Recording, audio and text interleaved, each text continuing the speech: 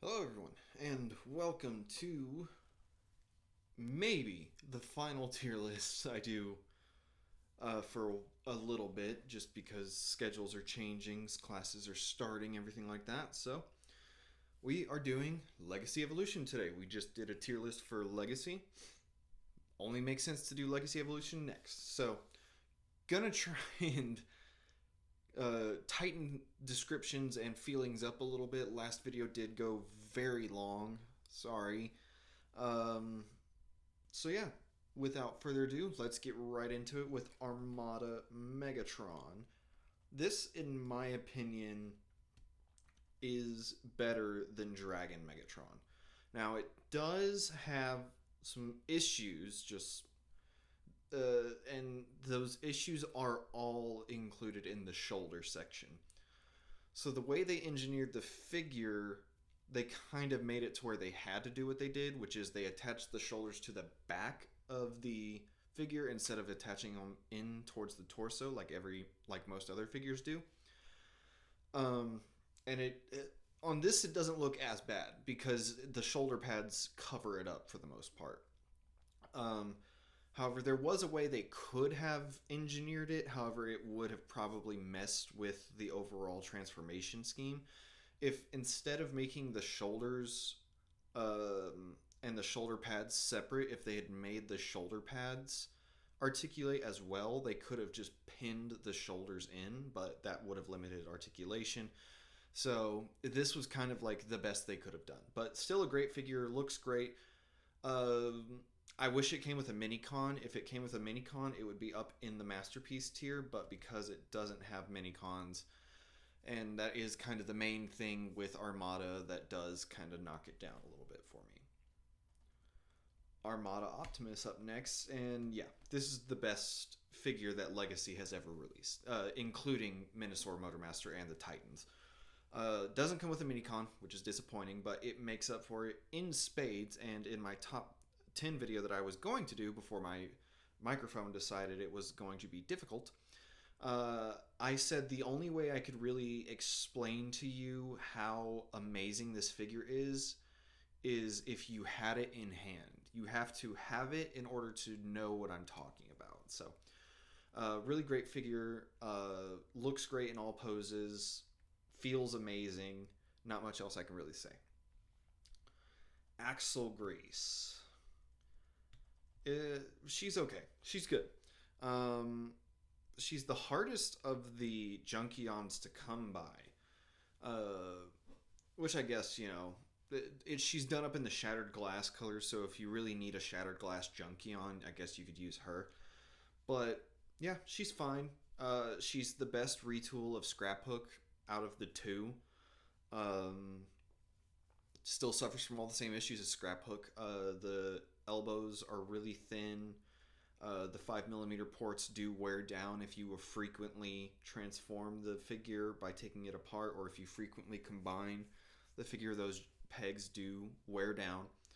Um, it's nothing extremely special about it. Nothing awful about it either. So as good of a figure as you can get. Yeah. Beachcomber. I don't know because he never showed up in my area. I have yet to see this guy at any store, Target, Walmart, collector stores, nothing. Never seen him at any store in my area. So I'm just going to assume that he goes right here. That he's a good figure, but that there are some issues that prevent him from being a high end figure. That's all I'm going to say about him. Bludgeon. Bludgeon's good. Yeah. The Tarn mold works on Bludgeon. He is the best pretender we've ever gotten in Legacy.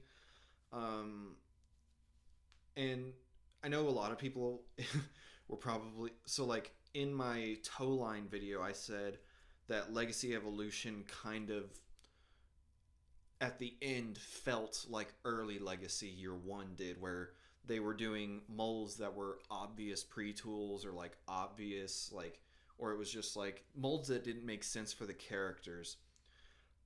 This mold makes perfect sense for Bludgeon. Like if you were going to do a bludgeon and it had to be a retool, this was the perfect mold you could have chosen. The colors actually work really well on him too, on this one too.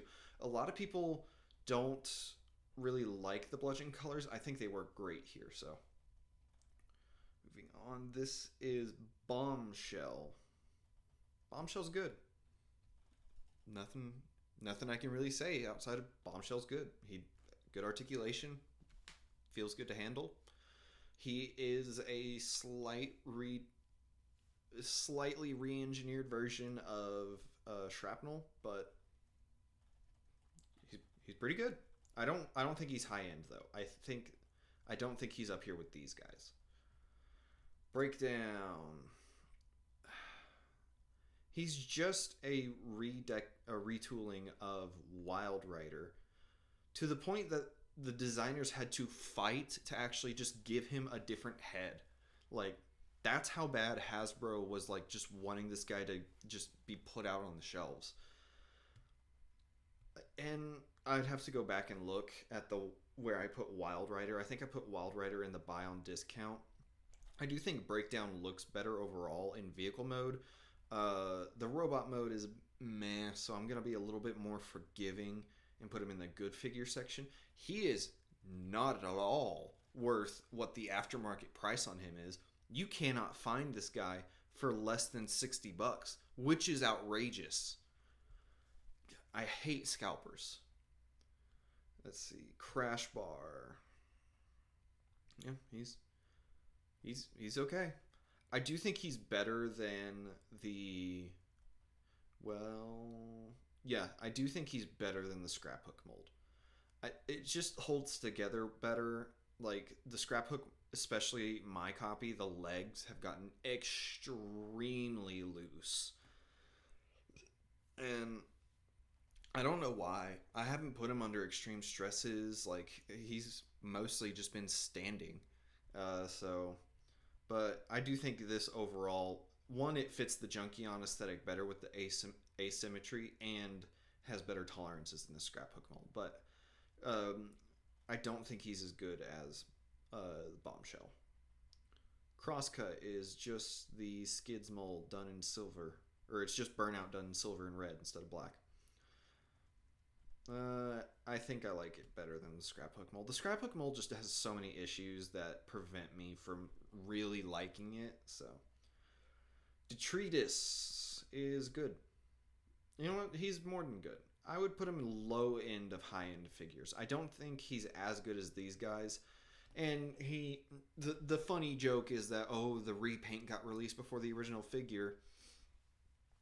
Yeah, which is dumb. Go Hasbro, go Target. A real smart decision there. But yeah, he's good. He's pretty. I'm being too generous putting him there. He's really good. He's not on the level of these guys.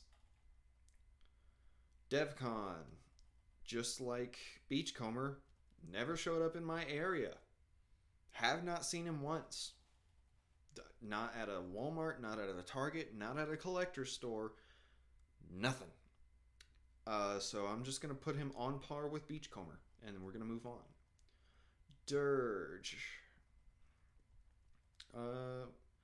He's good. I'm not a fan of the Earthrise mold. I just don't like it on any figure. I think the Earthrise mold is a severe downgrade from the Siege one. You know my feelings on 86 Starscream and how Hasbro fumbled the bag on that one. So, I mean, he looks cool, but it's still just the Earthrise Seeker mold, just the Conehead version. So there's not much I can really say.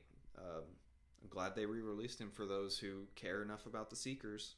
Core Class Grimlock. Yep, you can buy him on discount. He's not great. I think in my original review I said he was okay and that, you know, for the size class he was good. And then Swoop and Snarl came out and showed me just how badly he had been screwed over. Extremely limited articulation. The combined mode is literally just a block. Does not look good in robot mode. The gigantic legs, the gigantic hands. If the core class Dinobots really should not have been a Volcanicus set.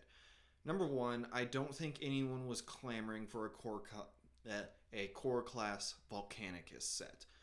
If anything, I think people would have just preferred if they had released a really good set of Dinobots that didn't combine. I think the only positive we got out of the Dinobots being able to combine at the core class scale is that they included Scar, which is a new introduction, or at least it's the first time he's had an actual toy.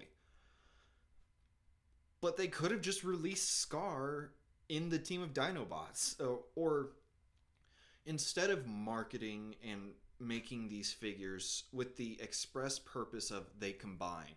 If it had just been like a fun little secondary thing you could do, would have been okay. But the focus should have been on just making a good set of Dinobots at the core class scale, because there are people, a large portion of people, that do collect core class figures because they like to pose them with their Titan class figures. These don't look good. They don't pose well. They are legit some of the worst core class figures we have ever gotten, and imagine the territory that takes in. But yeah, do not buy this guy at full price. Wait for him to show up on discount or something.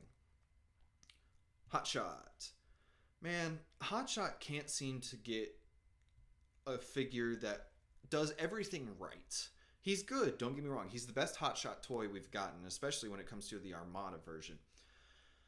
But it's just the one good thing you could say about the original Hotshot figure was that the leg articulation was really good, and it was just the upper body that was limited. Here they've done the reverse. He has really good upper body articulation, but his legs are so hindered by the transformation sequence. And but the engineering did not lend itself to having good leg articulation, to the point that you have to kind of so the windshield of the car goes on the back of his legs, which immediately hinders his knee articulation. So you have to fold those out to the side, which ruins like the overall aesthetic of the figure. So if they had done something to kind of fold the windshield in on itself, or like just have a panel that folds down so that he has full range of articulation in the knee while still having it in the proper place, I think that would have made him a high-end figure. But because his leg articulation is so limited, I think he just doesn't have as much on these guys here. Let's see, Leo Prime is really good. In fact, I think he's up here. He's not as good as the Tarn mold. That was magic, what they did with that Tarn mold. But he's still really good. And the fact that he's Wave 1. Here's the thing with Transformers. Wave 1 is usually where the line struggles the most, and then it gets better towards the end. Legacy Evolution stands out in that Wave 1 was fantastic, and then towards the end it started to drop off a little bit. But yeah, great articulation. The lion head does look a bit goofy, and that goes for its redeco as well, the Nemesis version. But still really good. I like that they did incorporate the shoulder cannon thing where it would fold out. That was cool. Not much else I could say. Do be careful transforming him though, because the white plastic, you can rub some of the paint off on it and it will leave scratch marks on it. Metal Hawk. Talk about an unfortunate situation for me. He's good. So he's a retooling of the Cyclonus mold, which is a good mold. It's a really good mold, and this is a really good figure. But I have an inherent disdain for this figure, because when Legacy Evolution first started showing up in my area, they had Metal Hawk, Hotshot, Breakdown, and there was one other that I can't think of right now. But the options, I ended up getting Hotshot and Metal Hawk and leaving Breakdown and the other figure. I never saw Breakdown again. He showed up once, and then I never saw him again. I had to pay $35 to get mine, and it was just because I don't think the person realized the figure they had. God, the aftermarket on this guy is stupid. 35 is not bad, but this is not worth what most people are selling it for on the aftermarket. So because of that situation, had I known that this guy was going to shell form pretty hard, I would have picked up Breakdown and Hotshot instead. But that doesn't detract from the fact that he is a really good figure. I do just wish they would stop using that Games Workshop gray so much. Needle Nose. Talk about a surprise. This is one of the most fun, interesting figures I have ever witnessed. And like, it's so crazy. This is giving the same vibe that Spinister gave. You know how no one knew who Spinister was? Spinister was a really bad G1 toy. And then he got one of the best Netflix trilogy toys in the entire line. This feels like that. Needle Nose feels like that. I saw the images for this guy and I was like, oh god, that backpack is going to be so annoying to deal with. The backpack is actually completely fine. It doesn't hinder articulation in any way whatsoever. He does get a little back heavy just on some certain poses, but for the most part, he poses fine. He's balanced well, feels great to handle. This is genuinely one of the most surprising figures ever. And the one thing I would have loved them to do is if the I don't know what they're called, Target Masters. If his Target Masters actually had some level of articulation, easy masterpiece level figure. Easy. But there's just that, and plus he does lack a little bit of paint. Still an amazing figure, but that does prevent me from putting in masterpiece. And we are on Nemesis Leo Prime, which is exactly the same as regular Leo Prime. You could interchange these and you would be just as right either way. Not really much else to say. I do like the gun he comes with, though. The fact that it combines, that's really cool. Nemesis, the core Nemesis Optimus Prime is right about there. He's good. He's just the Kingdom core Optimus, except he comes with his axe instead of his ion blaster.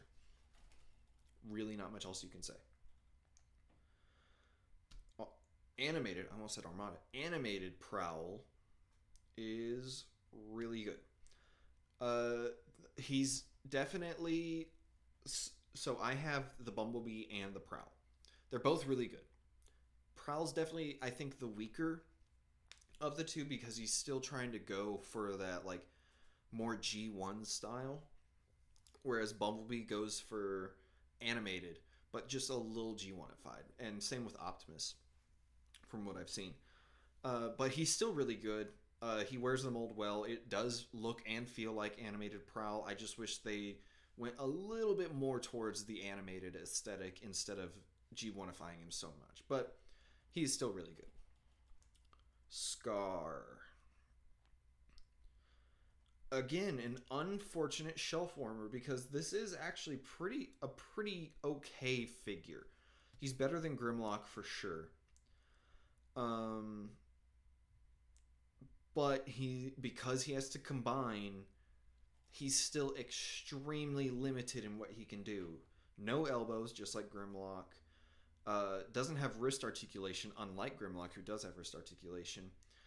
The weapon looks just as goofy as Grimlock's. I will give them this. For the first figure, it is an okay figure. The Ankylosaurus mode looks fine. Yeah, he's okay. I just wish we had gotten a really good set of core Dinobots instead of a combining one. Scraphook. He's okay. I do like... I think I like him just a little bit more than Axel Grease, but not as good as these guys. He has all the same issues. Well, he's the originator, so they both have the same issues. So. Shadow Striker. This is such a disappointing figure. This is Legacy RC levels of disappointing. Because I haven't seen Cyberverse all the way through, but from what I have seen, Shadow Striker's like a really compelling character. I don't think this toy is as bad as RC. However, due to just how disappointing it is, I do think that it's teetering the line between this toy sucks and buy on discount. Time will tell whether I actually put it in this toy sucks or not. Shrapnel, in my opinion, is just a slightly better version of Bombshell. Skyquake is good, but he has some issues in the tolerances, his shoulders, from what I've seen. Again, you know what? I'm being really generous here, just because, like these two, never showed up in my area. I did not see this guy once. So I'm being extremely generous putting him here instead of putting him with these guys.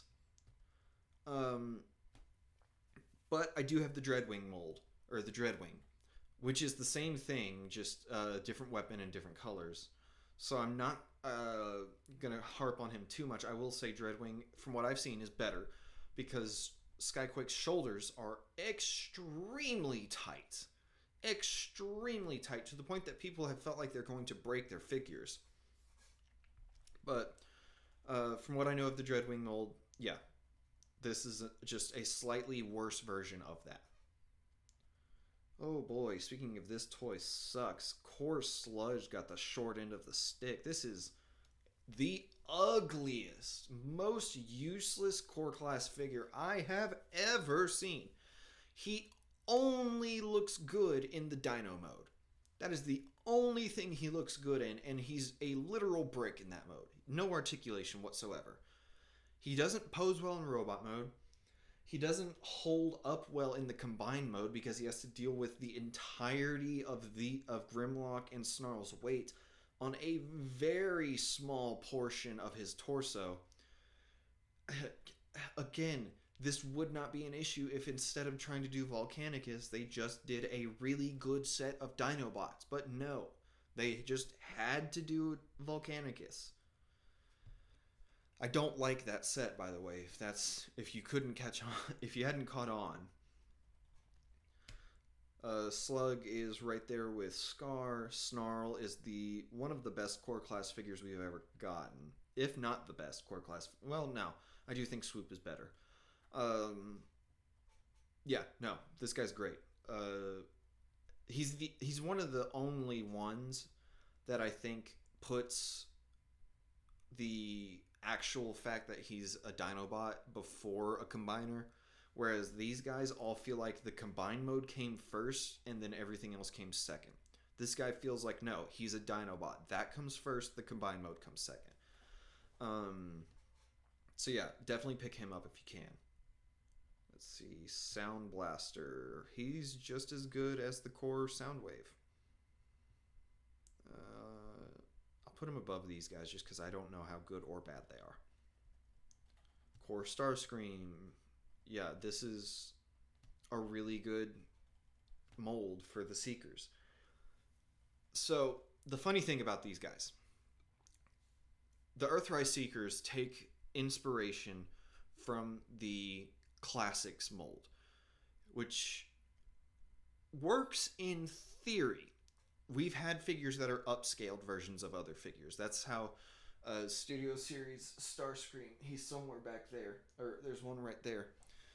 He is an upscaled version of the Dark of the Moon Deluxe, and it works really well. The Earthrise didn't work as well because they didn't do enough to actually make the figures work. But when you downscale, that actually works pretty well at that size. The Classics mold doesn't work with today's engineering at the Voyager size.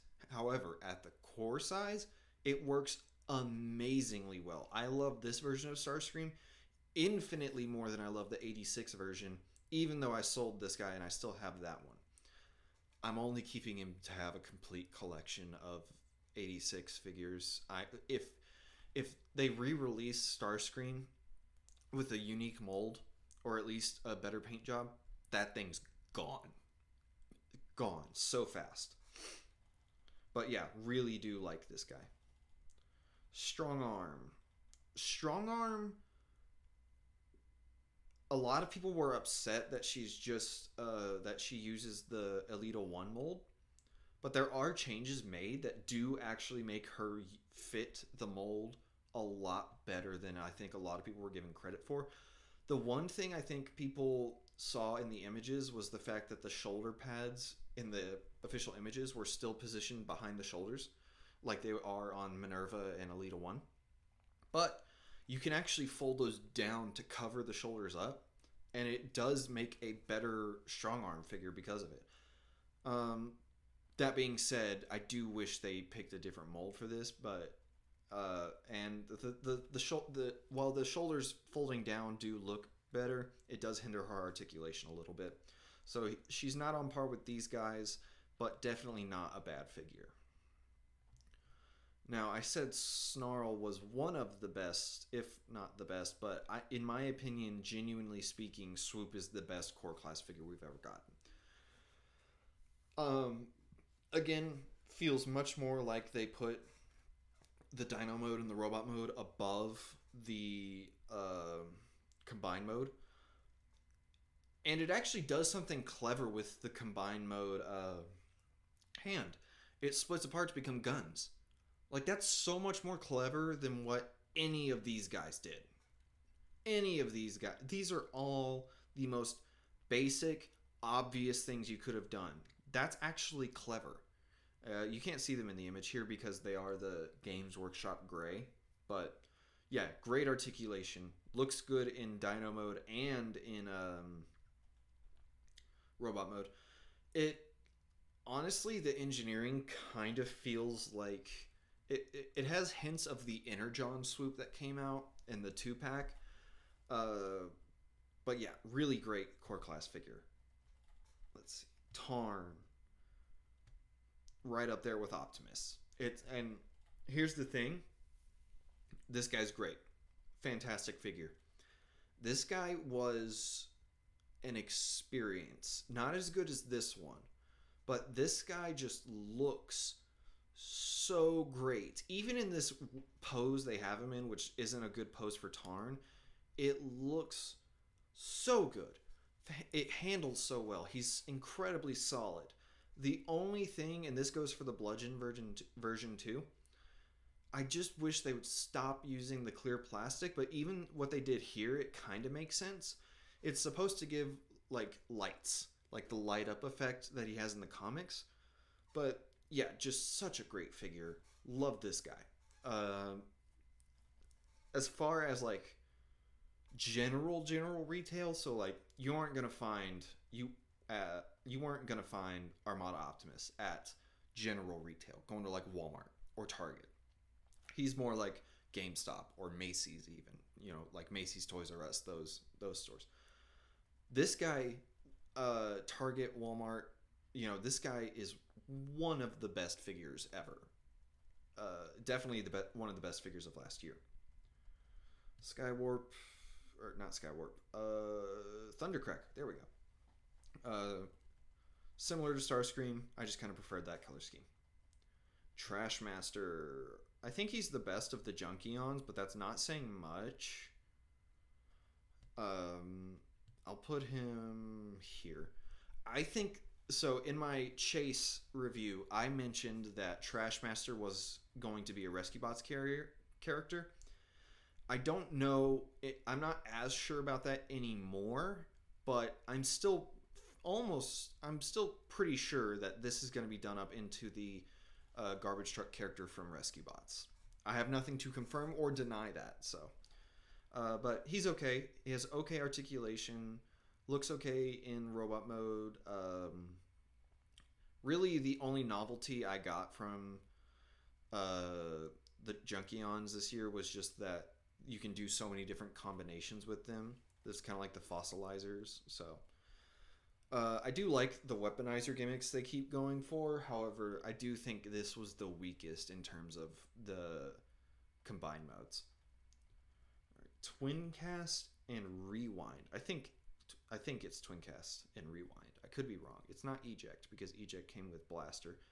I actually kind of prefer the color scheme of twin cast than I do blaster.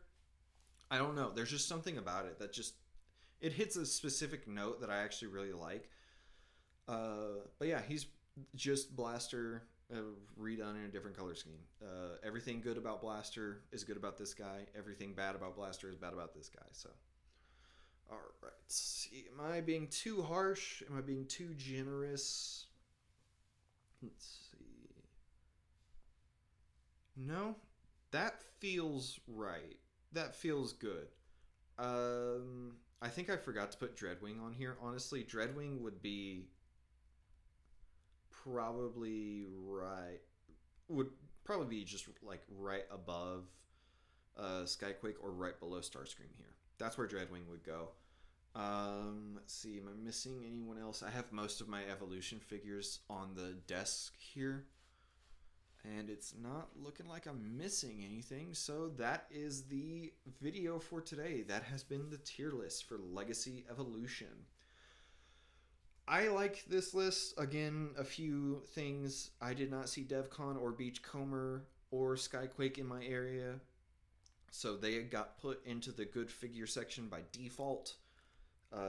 Just because I don't know if there's anything excellent or terrible about them. So let me know what you think down below. That has been the tier list. I am going to go eat because I'm hungry. And I will see you guys some other time.